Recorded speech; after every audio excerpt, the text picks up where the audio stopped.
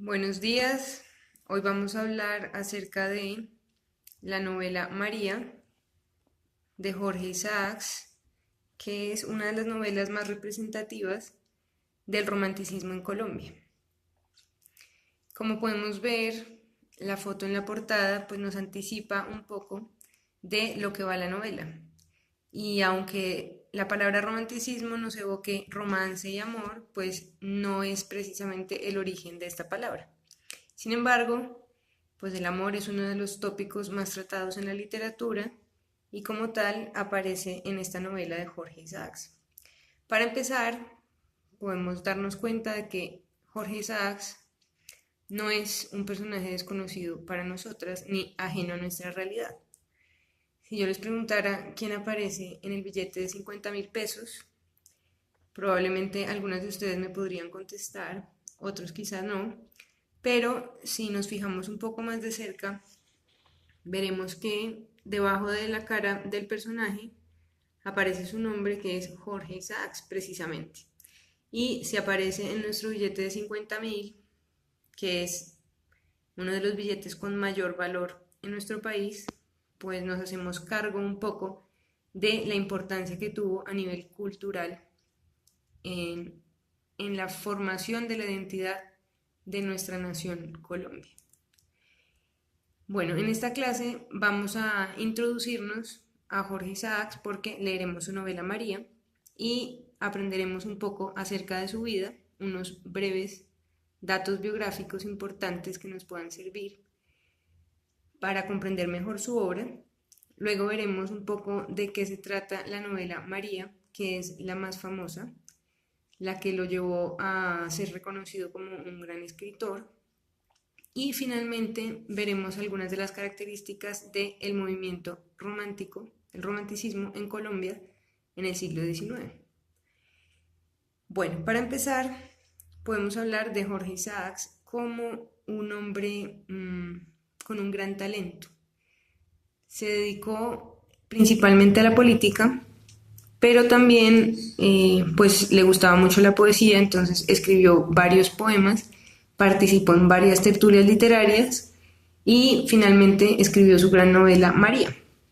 Es interesante conocer algunos de sus datos biográficos porque luego se verán reflejados en la novela en el personaje principal que se llama Efraín.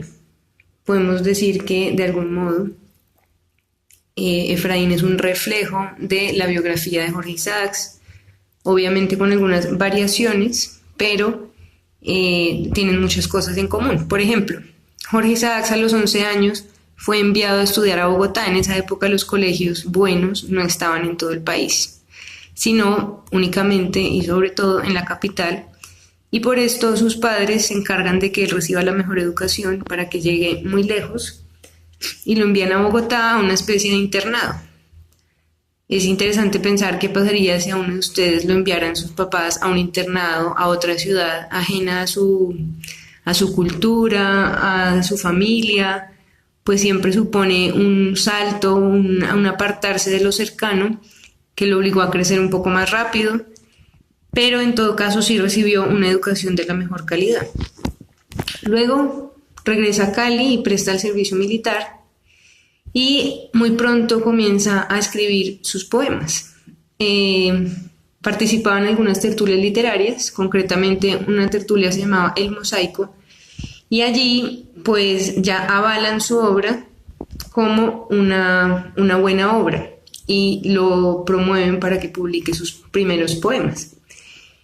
Pero luego se dedicó sobre todo a la política y es muy interesante ver que era un hombre interesado por el desarrollo cultural del país. En ese momento, pues, Colombia se había independizado a comienzos del siglo XIX, 1810, y pues estamos aquí ya en 1860, segunda mitad del siglo XIX, pues aunque ya tenemos la independencia bastante asegurada y nos vamos afianzando, todavía nos falta mucho por descubrir cuál es nuestra verdadera identidad, ¿no? Hemos recibido una influencia importante europea, luego tenemos todo un pasado con los indígenas y pues también han venido los esclavos africanos se ha dado el mestizaje y Colombia es una realidad mucho más compleja ahora que lo que podía haber sido antes.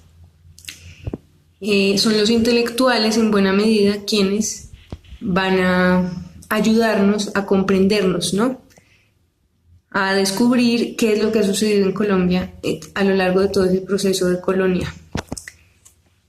Entonces, por esto es muy interesante que con su política defendió los derechos indígenas y promovió las escuelas nocturnas para obreros, es decir, es un hombre con unas inquietudes sociales muy despiertas y muy vivas, y no solamente dice, hay que pesar nuestros indígenas todo lo que pueden haber perdido, digamos, de su cultura, sino que promueve verdaderamente sus derechos, promueve la educación de todas las clases sociales.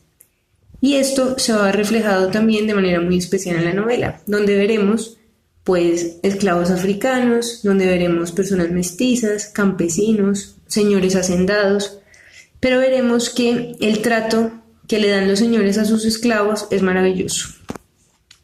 Es cercano, les dan confianza, de alguna manera reconocen su dignidad. Y todo esto es fruto